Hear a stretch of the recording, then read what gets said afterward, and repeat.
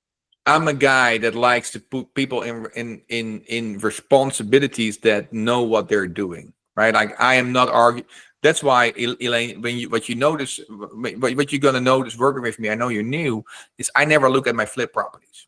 Don't tell Ed, he's my lender, but I never look at my rental flip properties. Why? I ain't selling it, and I'm not fixing it, because if I hold a hammer, I would be sitting here with two blue eyes, and my fingers would be all wrapped up in tape. The realtor goes there and tells what needs to happen to make this property sellable or marketable, right? My attorney and my insurance guy, I don't argue with them. Neither do I argue with my lenders, because that's how I do it, right? So I like to hire companies that know what they're doing. You can do your own research. But I would hire a company, and Cole, the underwriter, is certainly not the only one that does this. There's multiple out there, but I like to put people in place where they have studied for that. Let them do it, and I can go on with my day. Okay, so Yeah. thank you. It's highly likely that maybe I got a little too excited when I heard you talk about Dodd-Frank, and I'm not. Maybe I didn't understand it correctly, but what I was trying to figure out, which leads to my third question, is, of course, lenders are concerned, or they will not touch a property normally that the investor wants to live in. Yeah. Right? Yeah. So my question is, can that servicing company help mitigate some of that risk or help you avoid it? Cannot. It does not work. So Because you as a private lender really could not lend the money for an investor to buy a property that they wanted to have. I can. You can. Because I'm the lender. I make my own rules. Ed is a lender. He makes his rules. But what you're referring to is a DSCR loan, a debt service to income loan, right? Right. And they make their own rules, and they are saying, Elaine, I don't want you to live in that house. That house that I just sold, she's living in it. It's now her house. I'm just collecting the payments. Okay. Now, is that not a concern around their ability to take recourse? Because there's certain amount of allowances you have to allow someone who's living in their primary residence. So does a lender not lose? And maybe it's different in North Carolina. This could be news to my ears. So I've house hacked before, but I went with a traditional bank. Yeah. And I had a duplex, and I lived on one floor and rented the other. So you, as a private lender in North Carolina, you could actually lend money without, as long as I obey by the Dodd-Frank rules, which means there is no prepayment penalty for you. Which means I cannot give you a balloon payment that is shorter than 8 years. Which means I gotta verify your income and make sure that you are at 50%, 57% of the payment that you're making to me is no more, including all the other payments, is no more than 57% of your income. That's what the Dodd-Frank does.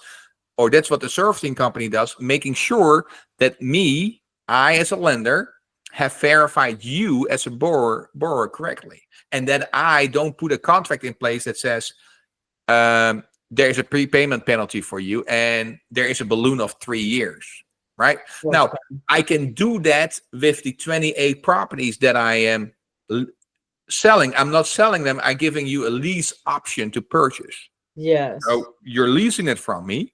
And I'm telling you, hey, within 3 years, you can either give me the keys back, or you can say, I exercise my option to purchase it. That is a lease option to purchase. It's something different than owner finance. I, as a lender, can decide who I want to lend to or not.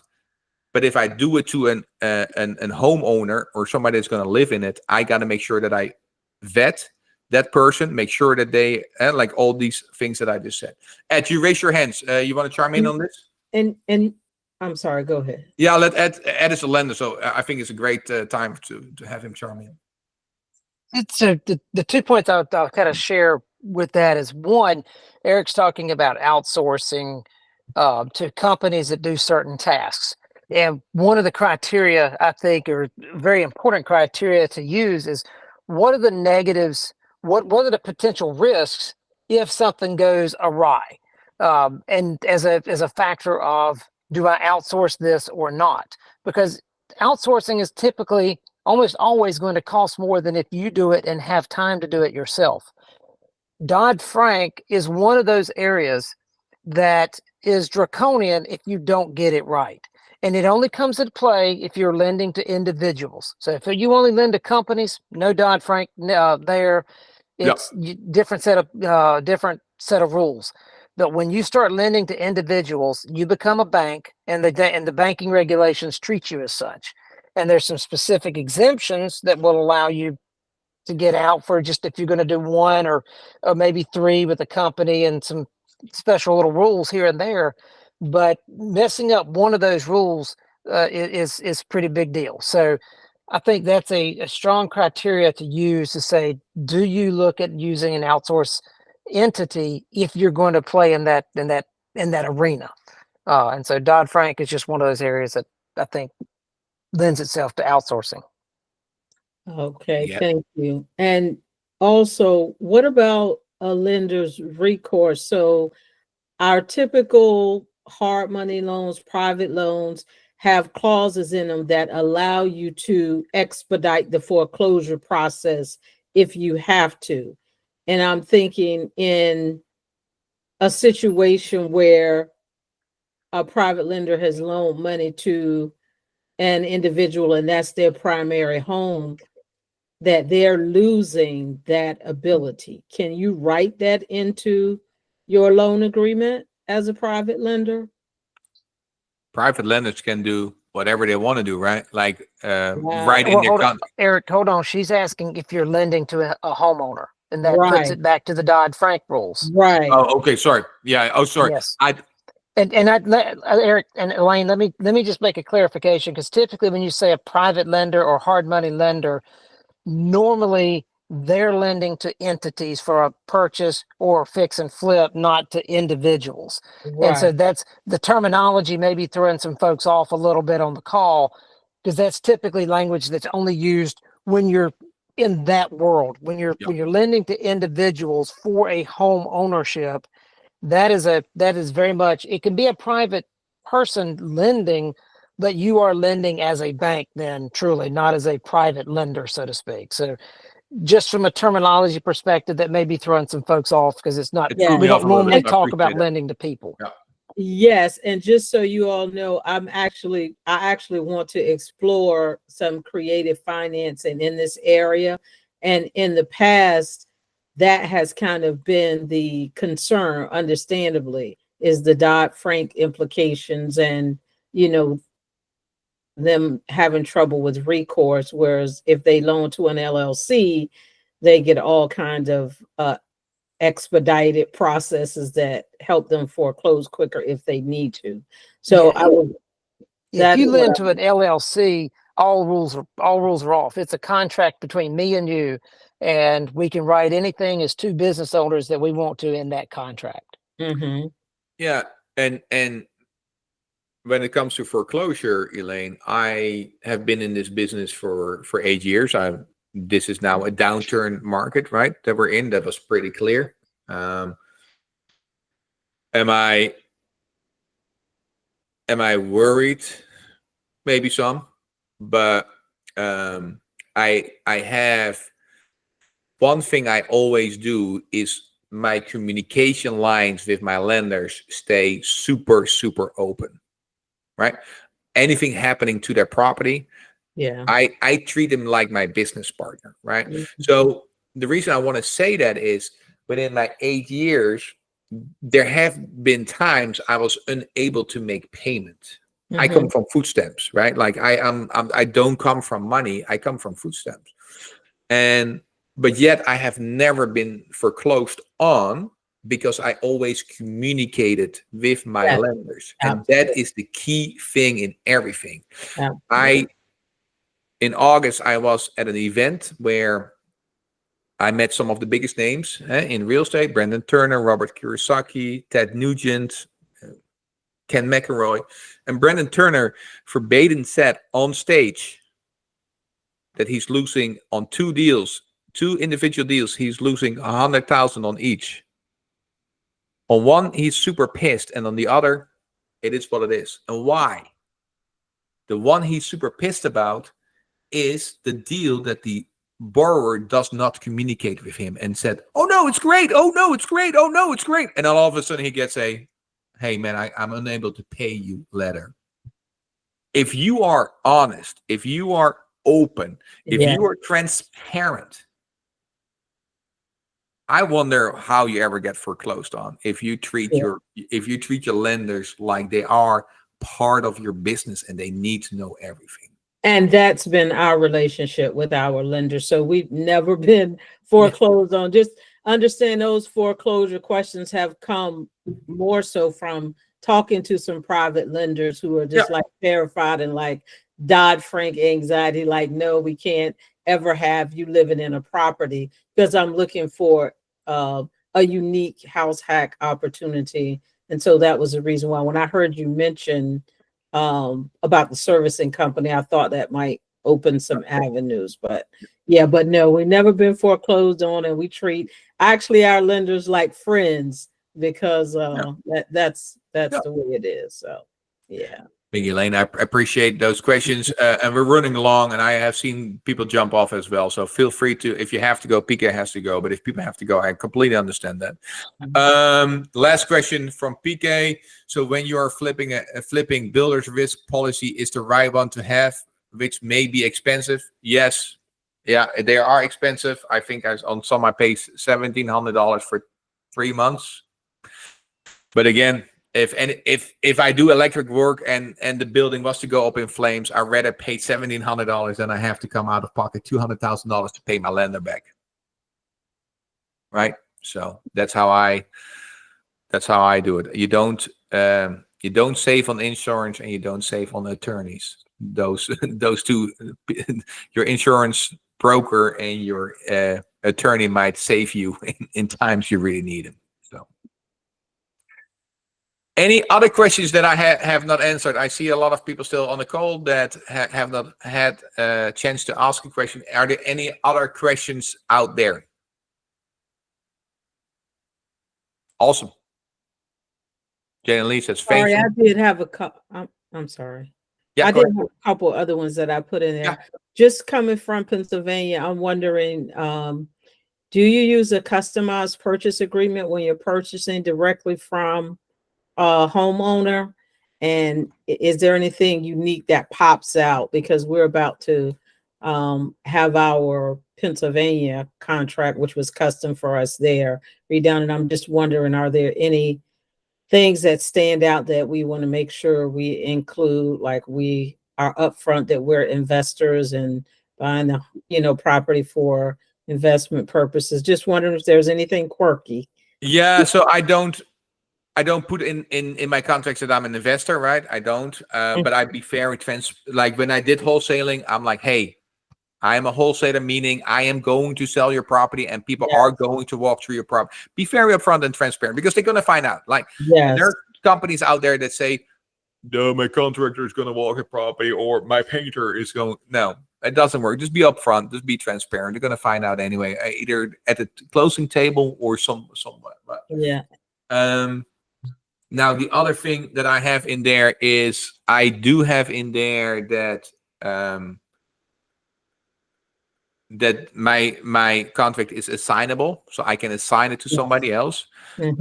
I do have in there that if the seller is not cooperating or giving me access to the property or whatever they are not doing, there is a $2,500 fee that I can charge to them, or that I put a lien against the property or a memorandum.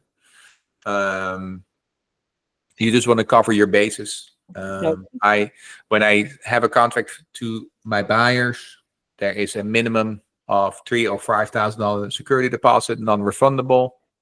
Now that is refundable if the seller is performing, but I cannot give clear title. They of course get their money back. Those are some of the things that pop out. There is, of course, a close. You always have to. You need to have the, of course, seller's name correctly. You need to have the buyer's name correctly. You need to have a closing time correctly. You need to have closing attorney correctly. But those are your standard thing. You're probably already having your contract. But I would just cover your bases. Yeah, like learn from what Grant just said. Like Grant is doing everything in the correct way. He's helping the sellers, trying to figure out how can we sell the house, who can sign, who cannot sign, but yet somebody's trying to cut him off. So put a contract in place for worst case scenarios, right? Like when I worked with my father, I was really ticked off that he made me sign an employee. I was an employee in his business, and he made me sign a contract. I'm like, dude, I'm your freaking oldest son. Like, what are you doing? He goes, when you and I cannot look each other in the eye anymore, we're happy that we have this purchase, that we have this employment contract in place, because then both our rights are covered. And you gotta put a contract in place that acts as what happens in the worst case scenario. Thank you. Awesome. Hi guys, with that, it is 8:26. We went long. I appreciate everybody jumping on. I'm doing this every month, always the first Monday in the month. And so I hope to see you on the next one. Otherwise, you see me at the TRIA events. We have several going on. Tomorrow we have a breakfast going on. Wednesday with Ed, we have the lunch and learn. And then Thursday, the main event. Jason Feely coming all the way from Wilmington, talking about how to flip properties with none of your own money. I really think that is a really, really good presentation. Thank you guys for joining. I appreciate you guys are being on, and I'll see you out there at one of the events. Thank you, Eric. Very enjoyable. Thank you. Thank you, everybody. Appreciate you. Thank you so much. Thank you. Bye.